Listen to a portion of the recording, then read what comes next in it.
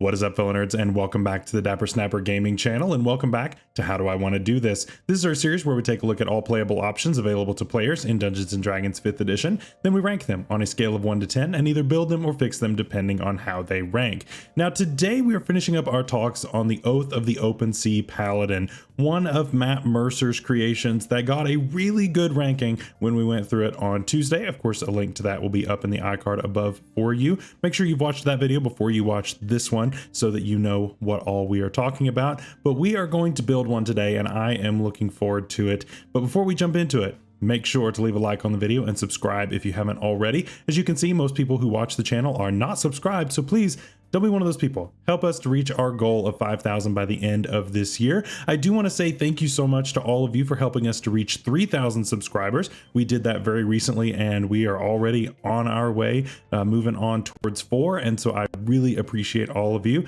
And so with your help, we can still get to 5. But of course, I need your help to get there. Most of you who watch the channel aren't subscribed, so please, come on, don't be one of those people. Share the video with your friends and click the bell so you're notified when new videos are uploaded. And if you are brand new, or maybe you've been thinking about this for a while, please consider joining the channel down below by clicking that button down below and just joining at the very lowest tier, that bronze tier. You're going to not only save a lot of money because it's not that expensive, but you also get write-ups for all of my build guides and all of my subclass fixes, both variety builds and normal builds through this series. And of course, new ones are being added all the time. So that is a great value for you. And then of course, beyond that, if you would like to support me a little bit more, silver members of course get a special shout out every week. So again, thank you so much to my silver and above members. You all are amazing. And of course, if you're watching this as a silver member, you're probably watching this a day early because these do get posted 24 hours in advance. Finally, if you want to join at the gold tier, that would be amazing. And again, thank you all for that. And you of course get priority picks of what I do in my variety builds. We will be doing another one coming up very soon, so make sure to watch out for that next video. Thank you of course to all of my members at all levels. And with that out of the way, let's jump into the build. So the Open Sea Paladin is interesting, right? And I kind of talked about this on Tuesday, how the channel divinity options are both pretty good, right? And one of them is kind of disruptive and the other one is a little more selfish, and it just kind of depends on what you want to do. I'm choosing this week to focus on one of those rather than trying to work with both. And I will give a suggestion on how you can effectively do the other one, because it's definitely possible to use one or the other or both. But I'm going to focus on one of them. And we're going to focus on making it very foggy around us, right? We are going to, of course, create fog around us. And there is an interesting advantage to this. And then there are also some disadvantages that we are seeking to kind of shore up here, right? So at level 3, as part of our channel divinity, we can create a fog cloud around us. Everybody else sees it as heavily obscured, which basically causes the blinded condition. We see it as lightly obscured, which means that we can see in it pretty well. Of course, you have disadvantage on like perception checks and that kind of thing, but there's no specific disadvantage on attacks within that range. Now, you also can share this lightly obscured vision to anyone who is within 5 feet of you. And by can, I mean you have to. And so for that reason, you want to have it to where creatures can't see you and you can hit them, but you don't want them within 5 feet of you because then they can see you, right? We're creating a way to kind of have the darkness plus devil's sight without all the extra work. And that's really what we are seeking to do with this build. And so with that concept in mind, how are we going to do that? Well, first of all, we're going to take 20 levels of Paladin. No multi-classing this time around. I think that it's just going to be better off for this subclass to just stay pure on this. Now, like I said, with going with the other option for channel divinity, where we can push people back and that kind of thing, I would do something different. I would multi-class in that case, but we will talk about that in the honorable mentions. I think for this version of the build, it's better to just go all 20 levels in Paladin. And so that's what we are going to do. Starting off, of course, we have our race, and I have gone as long as I possibly could without going with the race that has been kind of, you know, sitting in the back, waiting for its time to return. We're going custom lineage this week. I've been really good, and I haven't brought custom lineage in a really long time, but I had to do it this week because of the way that the feats and the ASIs worked out. So I couldn't help it. I'm sorry. But so here we are, custom lineage. So we get a few things. Of course, we get a +2 in one stat. We of course can take things like dark vision, but most importantly, we get a feat at level 1. We're going to be taking Polearm Master here at level 1. So the whole point of this is going to be to try to keep people at 10 feet away from us, not, less than 10 feet, at 10 feet away from us. Exactly. And so we're going to need a few tools in order to do this. We're of course going to need something that has reach in order to do that. And so we're going to be taking a polearm in order for that to work. Polearm Master is of course a great way to start. This goes ahead and weaponizes our bonus action. And of course it's going to allow us to make opportunity attacks whenever someone is entering our area. And that's really the kicker, is that extra ability to make opportunity attacks, which we will make more use of in a few levels. For our stats, of course, we're going to be using our modified standard array as always. Of course, if you use regular standard array, if you use point buy, if you use any kind of other rolled stats or whatever other method, your stats will look different than mine, and that is totally okay. Just adopt them depending on your method and just go in order from highest to lowest. So our top stat, of course, is going to go into our charisma. Our second highest is going to go in strength. Third is going to be constitution, then dex, then wisdom, then our intelligence. I'm going to put my +2 into my strength just so that I'm at 217s. I think that that's a good place to start. Of course, if your stats look a little bit different, you may try for 215s or 15 to 17, however that works out for you. But that's what I would do. I would try to make sure that I have a good charisma, because we are going to be using quite a few spells here. And so that's important. If you find by the end of this build that you think strength is more important, there is absolutely nothing wrong with switching those two and making strength the higher stat. Not a problem at all. For our equipment, of course, we're going to be taking a pole arm. I would suggest a glaive, but any reach weapon is going to be fine here. So it's really up to you, but I'm just personally partial to the glaive. And then of course, some heavy armor, the best that you can take here. Of course, you're probably going to be stuck with something like chainmail. Eventually you're going to want to get full plate armor, but that'll be once your pockets are filled with gold from your many adventures. At level 1, of course, like we said, we're going to be a paladin, because we are going paladin 20 levels all the way. And so we're of course going to get divine sense, and we're going to get lay on hands. Lay on hands, of course, is one of the best healing features in the game, being able to split up your healing across 5 times your paladin level. And of course, a build like this is going to be the best that it's going to scale. And so this is going to be an amazing feature for you. Divine sense, of course, allows you to see certain types of creatures, even if you couldn't necessarily quote unquote see them. It just is a nice detection feature, which definitely will get some play. At Paladin 2, we're going to get 3 different features. We get a fighting style, we get spellcasting, and divine smite. For our fighting style, you can take defense or you can take great weapon fighting. I personally don't like great weapon fighting. I think that it's really underwhelming when it comes to how the math works out. On average, you're only going to get like 1-ish extra damage. And so it's really not worth a fighting style to me. For this build, I'll go ahead and take it, even though I don't really want to. But if you want to take defense here, defense makes a lot of sense to me. We also are going to take spellcasting here, and so we'll talk about that in a second. And of course, divine smite, the bread and butter of the paladin, in order to deal a bunch of extra damage. And that is of course going to be aided when we have advantage on all of our attacks. So we will be critting a decent amount, which means that those smites are going to be extra valuable. For our spellcasting, of course, we're going to get access to our first level spells. At the next level, we of course are going to get Create or Destroy Water and Expeditious Retreat, but for now I would focus on things like Bless and the Smite spells. I think Bless is going to be our best use of concentration right now overall. Just getting that bonus to everything, almost everything, to yourself and allies, or just allies, is going to be really, really fantastic. And so I definitely would focus on using Bless right now as your concentration spell. And then of course you can grab some utility stuff on top of that.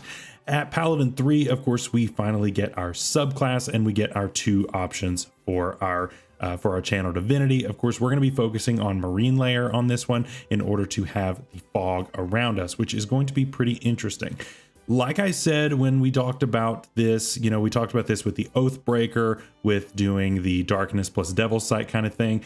It can be a little bit disruptive, and so you do need to be careful. However, this is less disruptive than that would be, because if someone gets next to you, including your allies, then that person treats it as lightly obscured, which means that they also can benefit from this and have advantage, and the others have disadvantage. So this is definitely less disruptive, and it's helpful because it encourages people to get up next to you because you have your auras as well. So it just combos all around.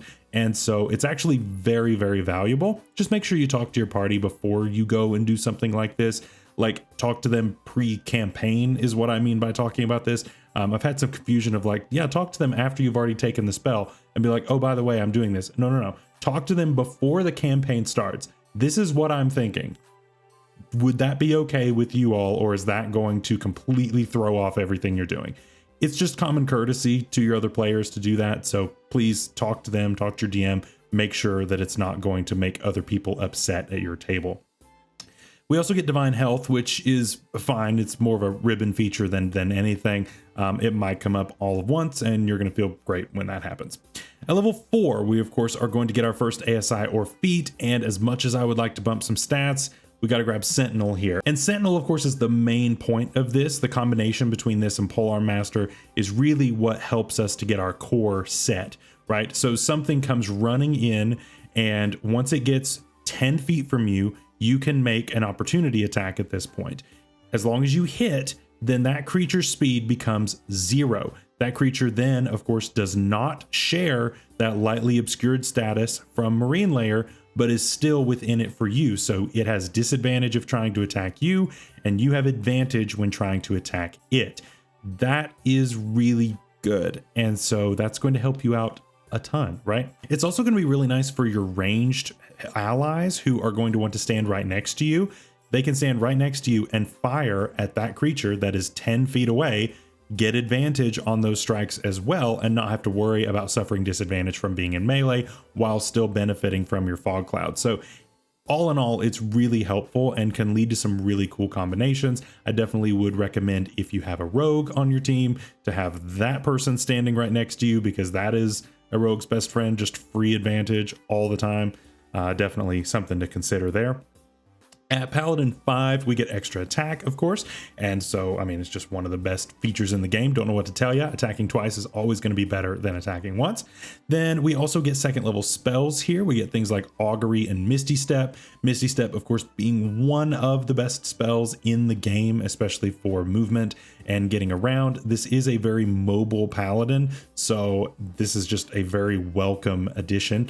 You can also, of course, grab Aid and Find Steed. Of course, with Find Steed, your steed will also benefit from being able to see in that smoke or in the fog, so that's going to be really good, so the horse can see just fine, which is really good. Then at Paladin 6, you get Aura of Protection, which is going to make everyone want to be your best friend even more so, which is always great.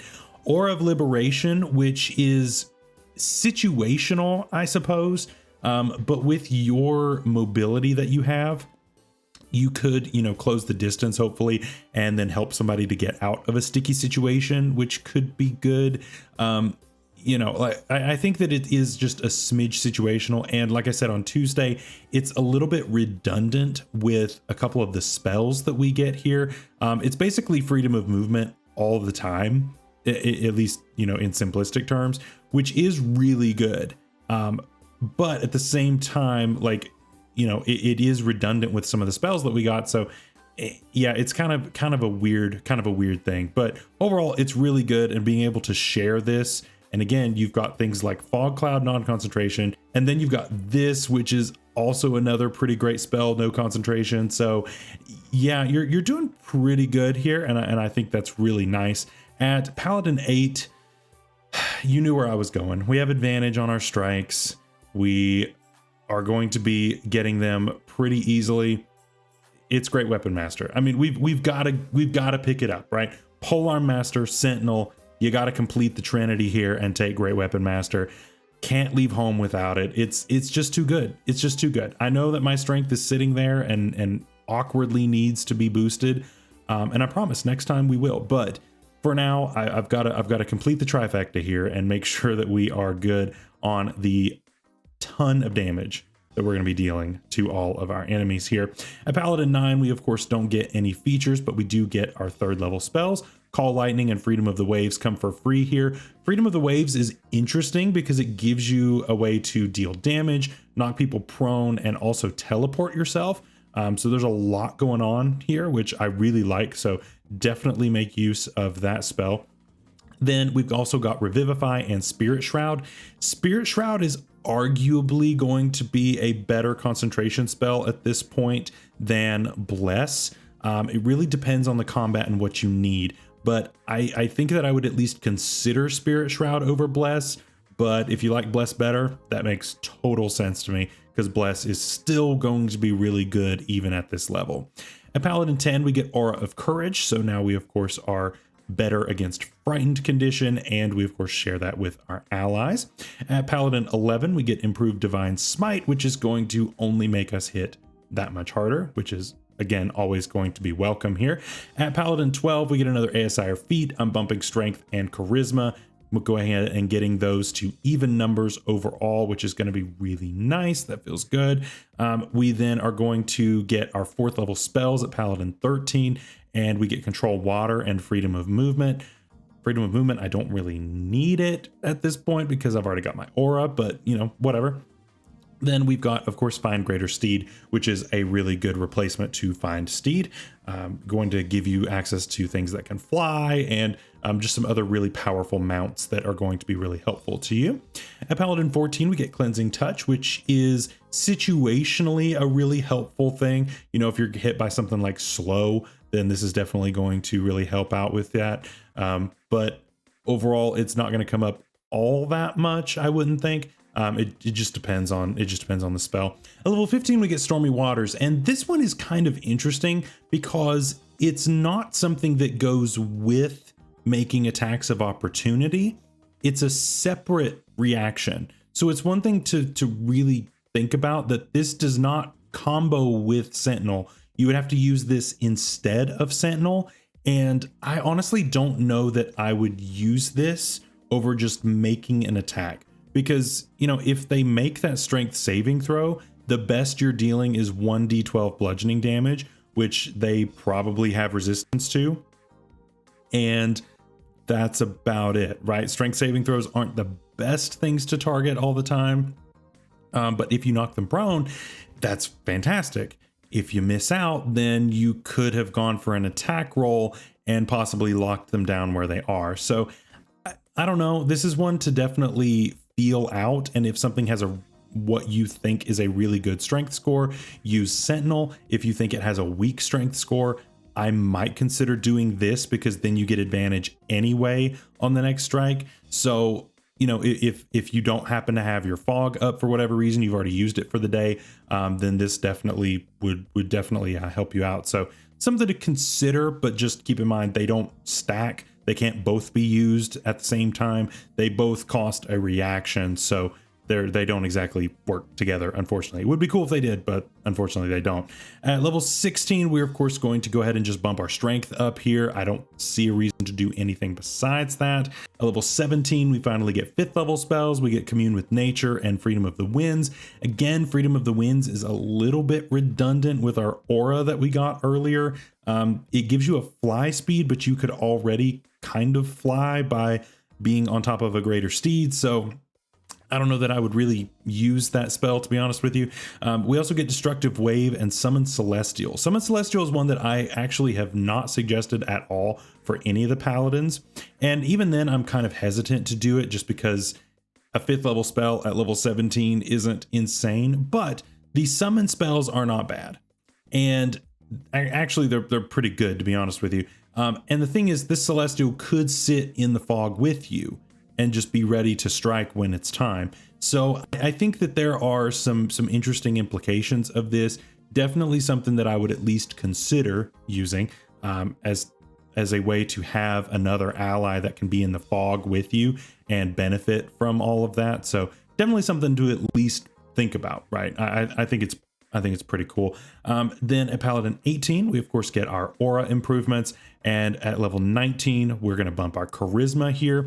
And so that is going to feel really, really good. And then finally, level 20, Mythic Swashbuckler, where we just go insane if you make it to this level, where you just have advantage if you are within 5 feet of a creature and nobody else. You can dash and disengage as a bonus action, advantage on dex checks and dex saves against things we can see. Just insanity. Just a really, really good capstone. And I think overall, this just ends up being a really cool kit. So what do you think? Let me know down in the comments below. I think this is a really cool subclass, and I think this is a really fun way to do this.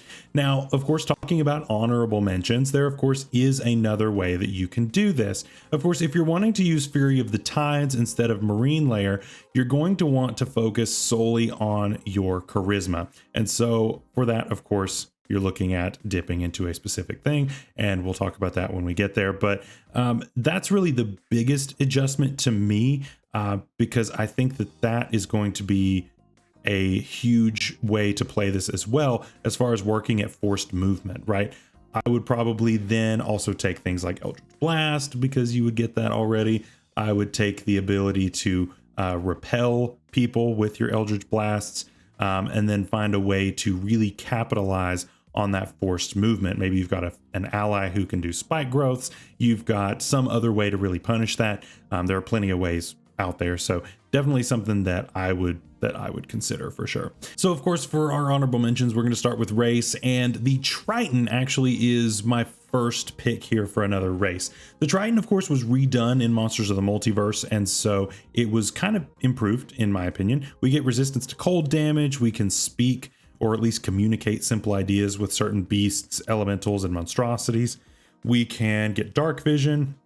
And we also get certain spells here. We get Fog Cloud, which we probably aren't going to use because it's kind of redundant, at least for a build like this. But we also get Gust of Wind and Water Walk, which both can be quite nice. So those are definitely some options that if you're going for really focusing in on that water-based campaign or water-based character, Triton kind of makes a lot of sense here. The other option that I had on here is the Wood Elf, and this one kind of is interesting because number one, this gives us a great way to use Elven Accuracy, but we also have Mask of the Wild, and Mask of the Wild is one that I would talk to my DM about on how he or she interprets this, because this is kind of weird, right? It says that you can hide even when you're lightly obscured by foliage, heavy rain, falling snow, mist, or other natural phenomena. Now, does the natural phenomena have to come from nature, or can it come from you?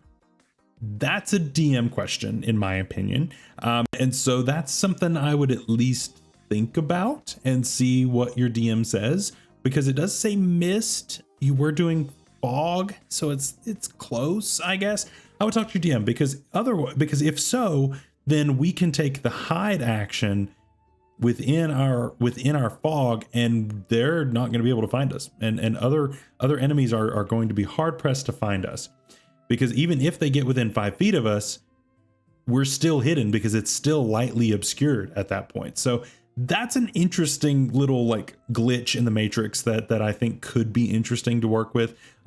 Definitely could work with something I'm going to talk about here in a little bit. But then as far as feats go, of course, like I said, Elven Accuracy. Any of the Elven races would work here. I think Wood Elf works the best. But we, of course, can take advantage on pretty much everything. And that's going to be really good for Elven Accuracy. So definitely something to at least consider there, as well as the Slasher feat, which again makes it harder for enemies to get away, and it makes our crits a little bit more reliable as well. So for all those reasons, both of those feats end up working really well. Okay, multi-class options. So when we're looking, of course, at doing something different with this build, if we're going with Fury of the Tides, of course, the Hexblade Warlock works out really well for all of the obvious reasons. For not so obvious reasons, I would also at least consider the Fathomless Warlock, because this again, this also works with the theming of the underwater and that kind of thing. Mechanically, it's not the best thing out there. The Hexblade is definitely far better mechanically speaking, but Fathomless could be very interesting for roleplay purposes. And so I honestly kind of think that it would be cool. I don't think it's insanely powerful or anything, but I think it's fun. And so definitely at least consider that. Sorcerer, of course, is always going to be a really good dip here. Of course, getting things like Quicken Spell are going to always be great because we get a lot of decent spells that come in on an action that we could use. Even Subtle Spell could have some use here. I definitely could see that being used a decent amount for sure on a build like this. And there are a lot of subclasses that would work here. I don't have anyone specifically. And Clockwork Soul is always going to be good. Aberrant Mind is always going to be good. So I would use either one of those, and both of those are fine. There's not really a nautical themed one, at least that I can think of, that works well here. And finally, the Rogue. If you're looking for the Paladin Rogue mix, this is the one for you, right? Because we can create advantage for ourselves very easily, and this can be interesting. You definitely go with a ranged Paladin. Now, it's very mad, obviously, because we want to have strength, because we have to have a strength at 13, and then you want to have a dex for your attacks, and you want to have your charisma for your spells. And so there's a lot going on here. So one way you could do it is take a few levels of Hexblade to where it works with a bow, and then you take enough Paladin levels to get your fog, and then I would probably go with Rogue most of the rest of the way.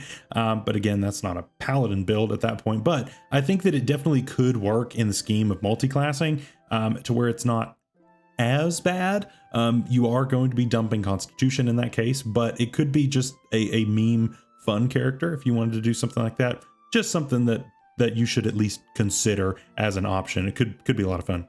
So what do you think? Of course, let me know down below. Next week, we're going to be continuing on with the Oath of Redemption Paladin. I know a lot of people really like that one, so I'm excited to cover it. Until then, stay safe out there, stay healthy, and of course, we will see you in Sunday's video for week 4 of the SSBA Pokemon Draft League. And until then, stay safe out there, stay healthy. We'll see you later. Bye-bye.